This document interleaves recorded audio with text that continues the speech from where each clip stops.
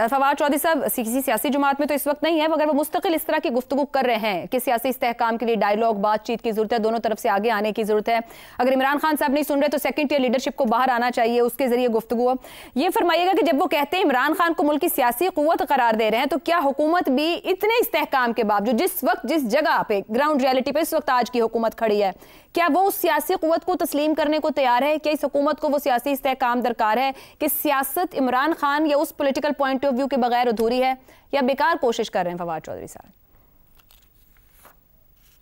जब सियासतदान सियासी जमात में ना हो और सियासी जमात में होना चाह रहा हो, तो इसका मतलब है वो गैर मुतल्लिक हो रहा है, वो रेलिवेंट हो रहा है। अब चौधरी साहब जो हैं, चौधरी फवाद साहब अपना लुच तलने की कोशिश कर रहे हैं, लेकिन उनको कढ़ाई के कोई करीब आने नहीं दे रहा। उन्होंने इमरान इस्माइल और महमूद मौलवी साहब के साथ मिलकर एक रिकन्सिलिएशन ग्रुप बनाया। अब रिकन्सिलिएशन ग्रुप का क्या मतलब है कि वो दोनों तरफ मिल रहे हैं और दोनों तरफ अपने आप को रेलिवेंट करने की कोशिश कर रहे हैं। अब एक तरफ तो उनको ओपनिंग मिली है, उनका जो दावा है कि वो सीनियर वज़रा से राब्ते में हैं, वो जो इत्तेहाद हैं उनके कायद से राब्ते में हैं, वो चेयरमैन सेनेट से राब्ते में हैं, यानी हुकूमती साइड से तो उनको ओपनिंग मिली है।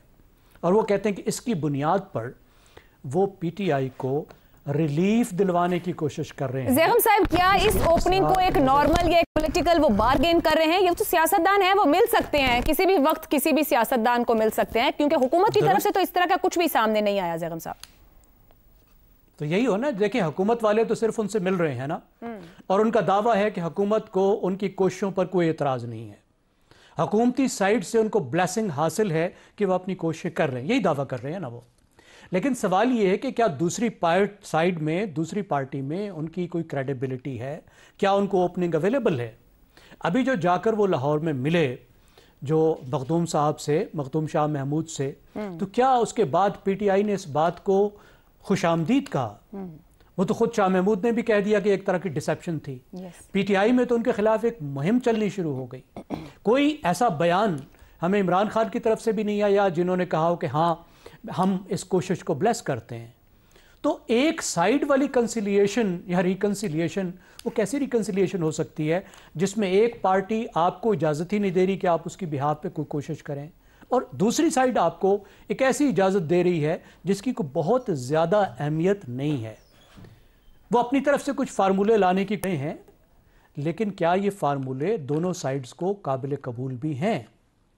इस वक्त तो बज़ाहिर नहीं लग रहा कि जो दूसरी साइड है, जो हुकूमती साइड है, वो एक पॉलिटिकल तौर पर थोड़ी सी ओपनिंग देने को तैयार है, लेकिन पीटीआई तो उतनी ओपनिंग लेना नहीं चाहती। पीटीआई तो मुसलसल उसका मौक़िफ़ रहा है कि हम दूसरी सियासी जमातों से बात नहीं करेंगे, हम बात करेंगे तो सिर्फ इस्टेब्लिशमेंट से करेंगे, और इस्टेब्लिशमेंट का मौक़िफ़ मुसलसल ये रहा है कि आप बात करेंगे अगर तो सियासी जमातों से करेंगे, और आप 9 मई के वाक़यात की माफ़ी भी मांगेंगे।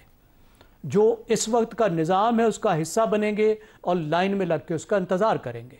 अब दो ही तरीके हैं पीटीआई के पास, या तो पीटीआई के पास तरीका ये है कि वो फर्माबरदारी इख्तियार करे और इंतज़ार करे, इससे ओपनिंग हो सकती है। दूसरा तरीका ये है कि वो उस तरह की मज़ाहमत करे जिसकी वजह से वो फरीक़े सानी को गुफ्तगू पर मजबूर कर सके। अब पहली बात पर पीटीआई तैयार नहीं है, और जो दूसरी बात है मज़ाहमत की, उसकी वो बार बार कोशिश करते हैं लेकिन उसमें कामयाब नहीं हो रहे। मेरे ख्याल में हुकूमत की एक हद तक तो ख्वाहिश ज़रूर है कि मुल्क में टेम्परेचर कम हो, क्योंकि टेम्परेचर कम होगा तो उसके लिए हुकूमत आसान होगी। लेकिन टेम्परेचर के कम करने के लिए जो पीटीआई की शर्त है, जो पीटीआई को रिलीफ चाहिए, वो तो इमरान खान की रिहाई है। उससे कम कोई रिलीफ तो उनके लिए हैसियत ही नहीं रखता। जो दूसरे लोगों की रिहाई की बात कर रहे हैं, आपने देखा कुछ ना कुछ लोग तो छोड़े गए थे, और फिर जब छोड़े गए थे तो उन छोड़े जाने वाले नौजवानों को जो खैबर पख्तूनख्वा के थे, उनको भी हार पहनाकर जिस तरह के बयानात दिए गए, तो वो तो भी उल्टा पड़ गया, उसके बाद किसी और को छोड़ा भी नहीं गया। तो इस वक्त तो कोई ऐसा माहौल नज़र नहीं आता, मुझे कोई ऐसी रीज़न नज़र नहीं आती, या तो कोई बहुत बड़ी कौमी रीज़न के पीछे जाए हुकूमत, लेकिन हुकूमत क्यों जाए? हुकूमत का क्या फ़ायदा होगा इमरान खान? आपको इस दावे में कोई दम नजर नहीं आ रहा? क्या चाहेगी, क्यों चाहेगी ये हुकूमत? क्यों चाहेगी कि इस वक्त पीटीआई की सुलह सफाई हो जाए इस्टेब्लिशमेंट के साथ, सही हो, और इमरान खान की वापस आने का रास्ता बने? ठीक। और इमरान खान वापस आके वही करें जो वो कह रहे हैं कि मैं करूंगा और जो वो करते रहे। दुरुस्त। तो जब तक एक बड़ी तरह की रिकंसिलिएशन नहीं होती इन तमाम जमातों के दरमियान में, पीटीआई और दूसरी जमातों के दरमियान में, मुझे तो कोई आगे का रास्ता नजर नहीं आता। दुरुस्त हो गया।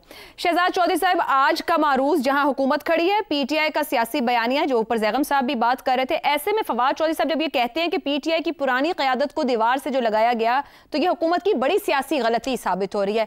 आप मुत्तफिक हैं या समझते हैं कि असल में तो हुकूमत को या सियासी मुखालिफिन को पीटीआई के फायदा हुआ इस बात से? नहीं, मैं मुत्तफिक हूँ फवाद चौधरी की सोच से, अप्रोच से कम से कम। अब उसकी क्या हैसियत है, उसको कौन मानता है कौन नहीं मानता, वो कामयाब होगा या नहीं होगा, मेरे ख्याल में इससे कतई नज़र बात यह है कि जो वो बात कर रहा है क्या वो मुल्क की फ़ायदे में है, मुल्क के लॉन्ग टर्म इंटरेस्ट में है? वो बिल्कुल है।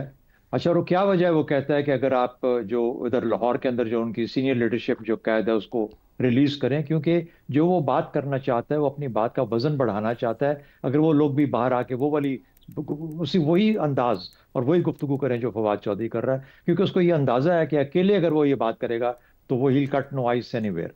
यानी ना हुकूमत शायद उसको सीरियसनेस इतनी दे और ना ही उसकी अपनी पार्टी पीटीआई के अंदर, उसकी पार्टी तो नहीं है लेकिन पीटीआई के अंदर उसको ज्यादा उसकी बात सुनी जाएगी।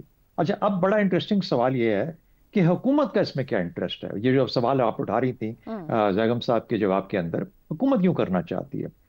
पहली बात तो ये है कि एक तो ये हो सकता है कि हुकूमत चाहती है कि कुछ मामला सुधर जाएं, आसानी रहे हुकूमत में। तो हुकूमत को मुश्किल क्या है इस वक्त? मुझे तो कोई मुश्किल नजर नहीं आती, आसानी के पॉइंट ऑफ व्यू से बात कर रहा हूँ।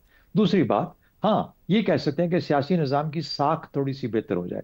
ये बारहा एक शोरश उठती है, कभी 26 नवंबर की बात होती है, कभी कोई और मामला आ जाता है, और एक माहौल ऐसा रहे जो कि कदरे चाहे उसमें इख्तलाफ हो लेकिन उसको संभाला जा सके और इतना बुरा ऑप्टिक्स उसकी ना सामने आए जो कि हमेशा पीटीआई के इन तरह के कामों के बाद आती है। एक तो ये वजह हो सकती है, और दूसरी उससे भी बहुत बढ़ के जो इस वक्त आपकी एक कौमी ज़रूरत है वो ये है कि जो अफगानिस्तान के साथ आपकी पॉलिसी है, जिसमें आपने ये कह दिया कि अफगानिस्तान के साथ हम कोई बातचीत नहीं करेंगे, हम उनके साथ कोई ट्रेड नहीं करेंगे, हम अपने बॉर्डर्स नहीं खोलेंगे, हम जो यहाँ पे अफगान हैं उनको निकालना चाहते हैं, हम स्मगलिंग नहीं होने देंगे, हमारा बॉर्डर इतना सेंसिटिव है कि हम वहाँ से कोई लीकेजेस नहीं होने देंगे, वगैरह वगैरह। आप देखिए आपने क्या पॉलिसी अपनाई है अफगानिस्तान के बारे में। इसको आपको इम्प्लीमेंट करने के लिए खैबर पख्तूनख्वा का सूबा, उसकी हुकूमत, उसके लोग और उसका वहाँ का जो सेंटिमेंट है उसको साथ चाहिए, मिलना चाहिए।